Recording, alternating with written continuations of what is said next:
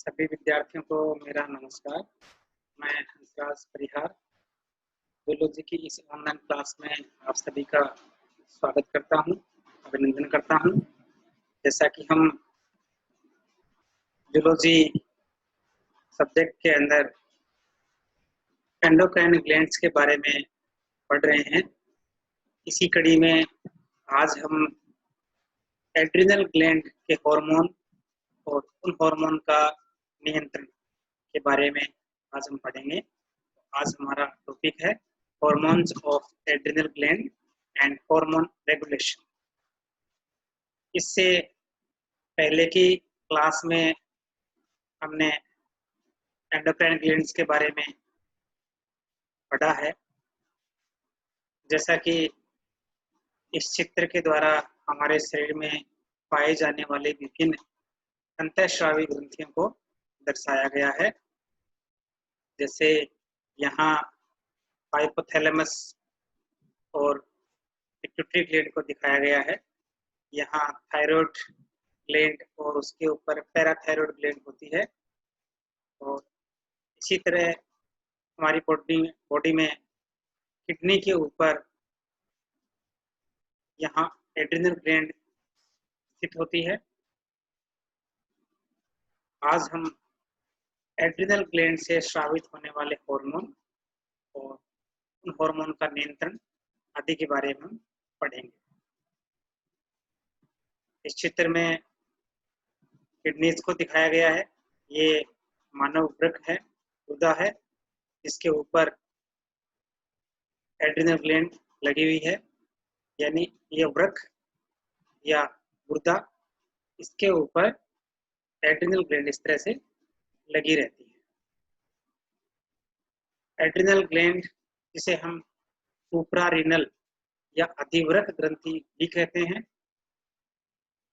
उस ग्रंथि में दो भाग होते हैं।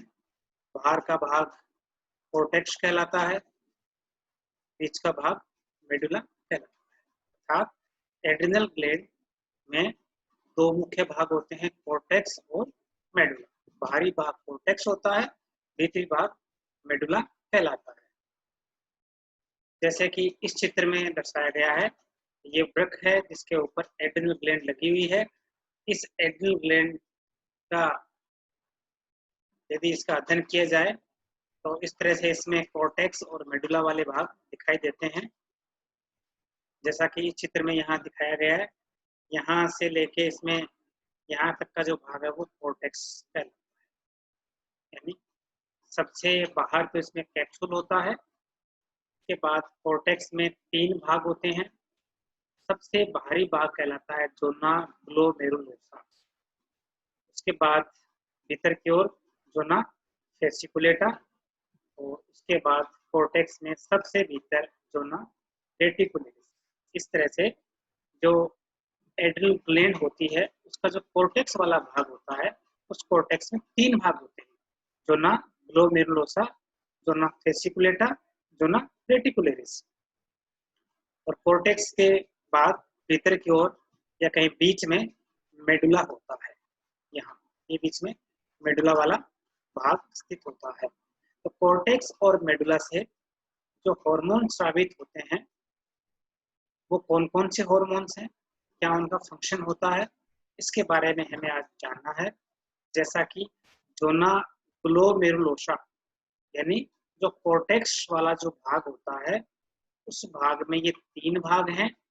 उसमें से जोना ग्लोमेरुलोसा जो भाग होता है, उस भाग में स्थित जो ग्लैंड सेल्स होती है, उनसे निकलने वाले हार्मोन को हम मिनरलोकोर्टिकोइड कहेंगे। यानी जोना ग्लोमेरुलोसा से जो हार्मोन स्रावित होते हैं उन्हें एक ग्रुप में रखा जाता है, उसे हम कहेंगे मिनरलोकोर्टिकोइड। इसी तरह जोना फेसिकुलेटा वाला जो भाग होता है, इस भाग की जो ग्रंथियां जो सेल होती है, जो कोशिकाएं होती है, उनसे निकलने वाले जो हार्मोन्स होते हैं उन्हें ग्लूकोकोर्टिकोइड्स कहा जाता है। इसी तरह जोना रेटिकुलेरिस वाला जो भाग है, वहां की सेल से एंड्रोजन्स या कहें सेक्स हार्मोन्स स्रावित होते हैं। इस तरह से जो कोर्टेक्स में जो 3 भाग होते हैं, उन तीनों ही भागों से निकलने वाले हार्मोन्स को 3 भागों में बांटा गया है। जो ना ग्लोमेरुलोसा से निकलने वाले हार्मोन्स मिनरलोकोर्टिकोइड्स कहलाते हैं। जो ना फेसिकुलेटा से निकलने वाले हार्मोन्स को ग्लूकोकोर्टिकोइड्स कहते हैं। जो ना रेटिकुलरिस से निकलने वाले हार्मोन्स को सेक्स हार्मोन्स कहा जाता है। इसी प्रकार जो भीतरी भाग होता है यानी मेडुला जो भाग होता है, उस भाग से निकलने वाले 2 हार्मोन्स होते हैं, एपिनेफ्रिन और नोरेपिनेफ्रिन। जैसा कि यहाँ चार्ट के रूप में हार्मोन्स को दिखाया गया है। एड्रिनल ग्लैंड्स के 2 भाग होते हैं, कॉर्टेक्स और मेडुला। कॉर्टेक्स वाले भाग से मिनरलोकोर्टिकोइड्स निकलते हैं, यानी ऐसे हार्मोन्स जो शरीर में मिनरल्स यानी खनिज लवणों की मात्रा को, उनकी सांद्रता को नियंत्रित करते हैं, कंट्रोल करते हैं, उन्हें हम मिनरलोकोर्टिकोइड्स कहेंगे। तो इसमें मुख्यतः जो हार्मोन स्रावित होता है वो कहलाता है एल्डोस्टेरोन। एल्डोस्टेरोन यानी जो कोर्टेक्स से निकलने वाले जो हार्मोन्स हैं, उनमें से कुछ हार्मोन ऐसे होते हैं जो शरीर में खनिज लवण या जो मिनरल्स होते हैं उनकी मात्रा को कंट्रोल करते हैं, उन्हें हम मिनरलोकोर्टिकोइड्स कहेंगे, या उन्हें लवण प्रतिधारक हार्मोन्स भी कहा जाता है। और उसमें मुख्यतः होता है एल्डोस्टेरोन, जो कि शरीर में सोडियम है, पोटेशियम है, पानी है ना, इनको कंट्रोल करने के काम करता है। दूसरे हार्मोन्स होते हैं ग्लूकोकोर्टिकोइड्स। ग्लूकोकोर्टिकोइड्स यानी ऐसे हार्मोन्स जो शरीर में मेटाबॉलिज्म को कंट्रोल करते हैं। शरीर के अंदर जो कार्बोहाइड्रेट्स, फैट, प्रोटीन आदि के उपापचय को जो कंट्रोल करते हैं, प्रभावित करते हैं, उन्हें सब हार्मोन्स को ग्लूकोकोर्टिकोइड्स कहा जाता है। और इसमें मुख्यतः हार्मोन्स होता है कोर्टिसोल। इसी प्रकार तीसरे हार्मोन्स है सेक्स हार्मोन्स। ऐसे हार्मोन्स जो हमारे शरीर में जो जननांग है उन्हें प्रभावित करते हैं, उन्हें सेक्स हार्मोन्स कहा जाता है। जैसे इसमें एंड्रोजन्स भी होते हैं, एस्ट्रोजन है, प्रोजेस्टेरोन, ये भी होते हैं। इस तरह से एड्रिनल कॉर्टेक्स से जो हार्मोन स्रावित होते हैं उन्हें हम 3 कैटेगरी में डिवाइड करते हैं। मिनरलोकोर्टिकोइड्स जिसमें मुख्यतः एल्डोस्टेरोन होता है, ग्लूकोकोर्टिकोइड्स जिसमें मुख्यतः कोर्टिसोल होता है, सेक्स हार्मोन जिसमें एंड्रोजन, एस्ट्रोजन, प्रोजेस्टेरोन आदि हार्मोन्स आते हैं। इसी तरह एड्रिनल ग्लैंड्स में बीच वाला जो भाग होता है वो मेडुला होता है, मेडुला कहलाता है। उस भाग से निकलने वाले हार्मोन्स 2 हार्मोन्स होते हैं, एक तो होता है नोरेड्रेनालिन और एक होता है एड्रिनलिन। इस तरह से ये हार्मोन शरीर में अनेक कार्यों को प्रभावित करते हैं। जैसे यदि हम यहाँ इन हार्मोन्स के फंक्शन के बारे में बात करें तो एड्रिनल कॉर्टेक्स के बारे में मैंने बताया कि 3 भाग होते हैं, zona glomerulosa, zona fasciculata, zona reticularis. तो जोना ग्लोमेरुलोसा वाला जो भाग होता है वहां से जो हार्मोन स्रावित होते हैं वो हार्मोन्स हमारे शरीर में जो साल्ट हैं, सोडियम हो गया, पोटेशियम हो गया, पानी है आदि को वो कंट्रोल करते हैं। उसी प्रकार जो फेसिकुलेटा वाला जो भाग होता है वहां से जो हार्मोन्स निकलते हैं वो मेटाबॉलिज्म को कंट्रोल करते हैं।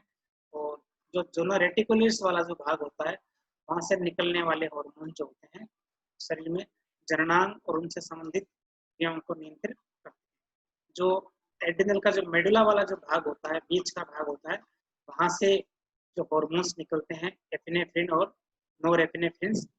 ये हार्मोन जो होते हैं वो शरीर में विभिन्न प्रकार की क्रियाओं को कंट्रोल करते हैं, जैसे हार्ट बीट को बढ़ाते हैं, ब्लड प्रेशर बढ़ाते हैं, रेस्पिरेटरी रेट है उसको भी इंक्रीज करते हैं।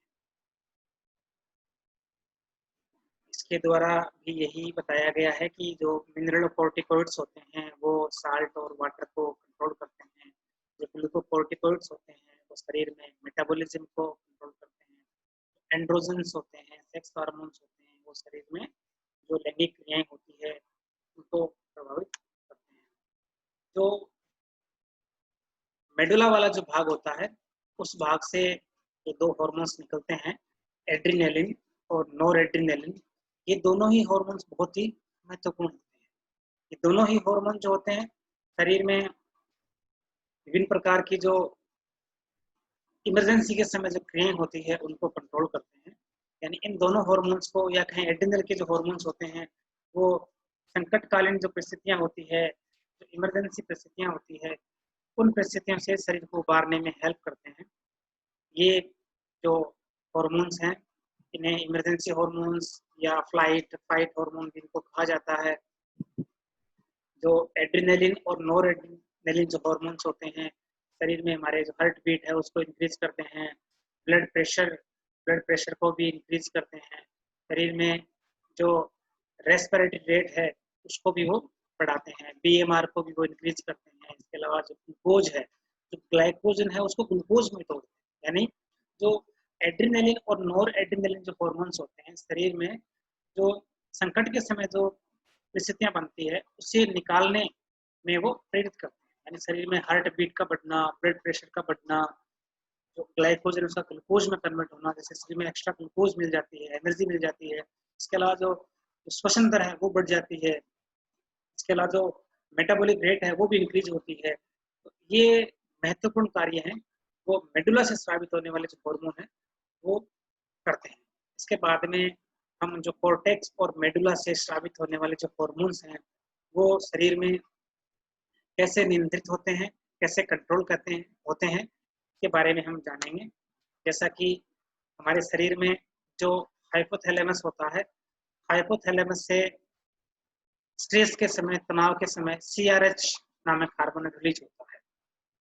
यानी सबसे पहले स्ट्रेस या तनाव की स्थिति में हमारा मस्तिष्क है वहां तक सूचनाएं पहुंचती है जिससे कि हाइपोथैलेमस से सीआरएच यानी कोर्टिकोट्रोपिन रिलीजिंग हार्मोन स्रावित होता है। सीआरएच हार्मोन जो है पिट्यूटरी में जाता है जिससे कि पिट्यूटरी के अग्र भाग से एसीटीएच का स्राव होता है। एसीटीएच यानी एड्रिनो कोर्टिकोट्रोपिक हार्मोन, एसीटीएच कहाँ से निकला? पिट्यूटरी से निकला। और पिट्यूटरी को इसके लिए सीआरएच ने स्टिमुलेट किया, यानी हाइपोथैलेमस से सीआरएच आता है, पिट्यूटरी को स्टिमुलेट करता है, पिट्यूटरी से एसीटीएच निकलता है जो कि एड्रिनल ग्लैंड को स्टिमुलेट करता है, जिस मुख्यतः कॉर्टेक्स को, जिसके कारण एड्रिनल ग्लैंड से जो हार्मोन्स हैं वो स्रावित होते हैं। मिनरलोकोर्टिकॉइड्स हैं, ग्लूकोकोर्टिकॉइड्स हैं, सेक्स हार्मोन हैं तथा जो मेडुला के जो हार्मोन्स होते हैं वो भी स्रावित होते हैं। इस चित्र में भी वही दिखाया गया है कि एक्सीटीएच जो कि पिट्यूटरी से निकल के आता है, कॉर्टेक्स को स्टिमुलेट करता है।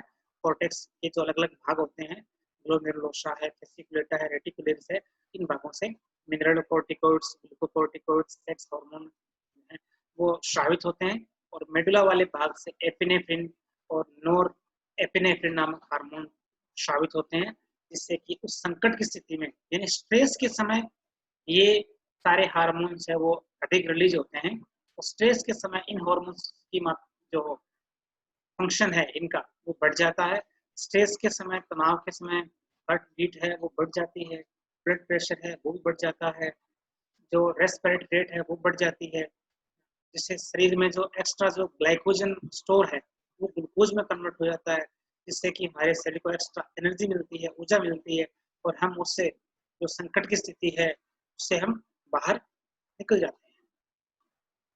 जैसा कि इसमें दिखाया गया है कि स्ट्रेस के समय जो नर्वस सिस्टम है वो स्टिमुलेट होता है, हाइपोथैलेमस है वो स्टिमुलेट होता है जिससे कि रिलीजिंग हार्मोन स्रावित होता है और पिट्यूटरी से फिर एसीटीएच निकलता है और ये एसीटीएच एड्रिनल कॉर्टेक्स में जाता है जहाँ पर मिनरलोकोर्टिकॉइड्स और ग्लूकोकोर्टिकॉइड्स नामक हार्मोन है वो स्रावित होते हैं जिससे कि जो साल्ट है, पानी है, उनका रिटेंशन होता है और इसके अलावा जो मेटाबॉलिज्म वो भी बढ़ता है। इसके अलावा जो स्ट्रेस के समय हाइपोथैलेमस या फिर नर्वस सिस्टम के स्टिमुलेशन के कारण जो एड्रिनल का मेडुला जो भाग है वो भी स्टिमुलेट होता है, वहां से एपिनेफ्रिन और नोरेपिनेफ्रिन नामक हार्मोन है वो भी स्रावित होते हैं।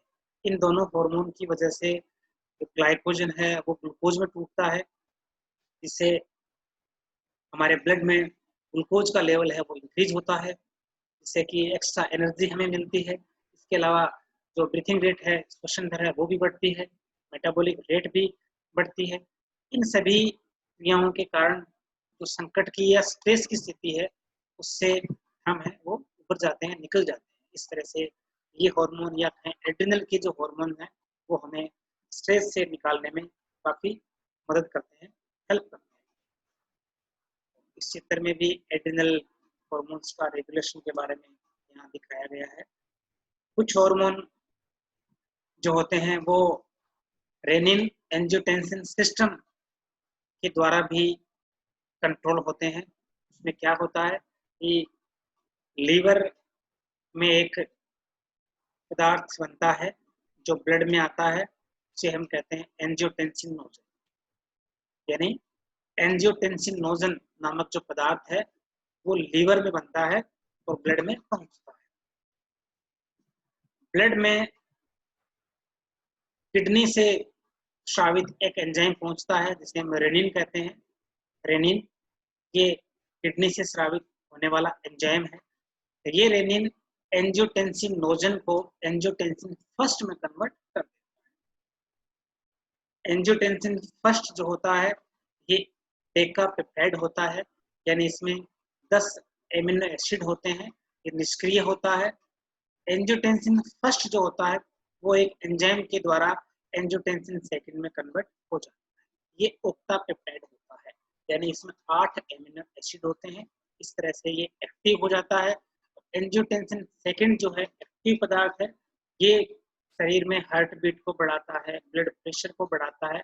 इसके अलावा एंजियोटेंसिन सेकंड जो है वो एड्रिनल कॉर्टेक्स में जाकर उसे स्टिमुलेट करता है, जिससे एड्रिनल कॉर्टेक्स से एल्डोस्टेरोन नामक हार्मोन का स्राव होता है। और यह एल्डोस्टेरोन शरीर में सोडियम है, पानी है आदि का रिटेंशन करता है या उनके पुनः अवशोषण को बढ़ाता है। इस तरह से इस सिस्टम को हम कहते हैं रेनिन एंजियोटेंसिन सिस्टम। यानी इसमें होता क्या है कि लीवर में एंजियोटेंसिन नोजन बनता है जो कि ब्लड में आता है, और एंजियोटेंसिन नोजन के ऊपर किडनी से स्रावित रेनिन क्रिया करता है, जिससे कि एंजियोटेंसिन नोजन रेनिन के कारण एंजियोटेंसिन फर्स्ट में कन्वर्ट हो जाता है। और एंजियोटेंसिन फर्स्ट इसमें 10 एमिनो एसिड होते हैं, यह एक एंजाइम के द्वारा एंजियोटेंसिन सेकंड में कन्वर्ट हो जाता है। एंजियोटेंसिन सेकंड एड्रिनल कॉर्टेक्स को प्रभावित करता है, स्टिमुलेट करता है, जिससे कि कॉर्टेक्स से एल्डोस्टेरोन नामक हार्मोन का श्रवण होता है। और एल्डोस्टेरोन के कारण जो किडनी में जो नेफ्रॉन होते हैं वहां से सोडियम है, पानी है, उनका पुनः अवशोषण अधिक होता है। इस तरह से इसके कारण एल्डोस्टेरोन के कारण शरीर में वाटर बैलेंस बना रहता है। इस तरह से आज हमने एड्रिनल कॉर्टेक्स से स्रावित होने वाले हार्मोन्स और मेडुला से स्रावित होने वाले हार्मोन्स के बारे में पढ़ा। कॉर्टेक्स से ग्लूकोकोर्टिकोइड्स, मिनरलोकोर्टिकोइड्स और सेक्स हार्मोन स्रावित होते हैं। इसी तरह से मेडुला से एपिनेफ्रिन और नोरेपिनेफ्रिन नामक हार्मोन स्रावित होते हैं, जो कि स्ट्रेस के समय, इमरजेंसी के समय हमें उस स्थिति से लड़ने के लिए हमें तैयार करते हैं। और इन हार्मोन्स का कंट्रोल जो होता है, यानी एड्रिनल ग्लैंड्स के हार्मोन्स का कंट्रोल है, वो हाइपोथैलेमस के सीआरएच और पिट्यूटरी के एससीटीएच के द्वारा होता है। साथ ही साथ एड्रिनल ग्लैंड्स के हार्मोन्स का नियंत्रण रेनिन एंजियोटेंसिन सिस्टम के द्वारा भी किया जाता है। धन्यवाद।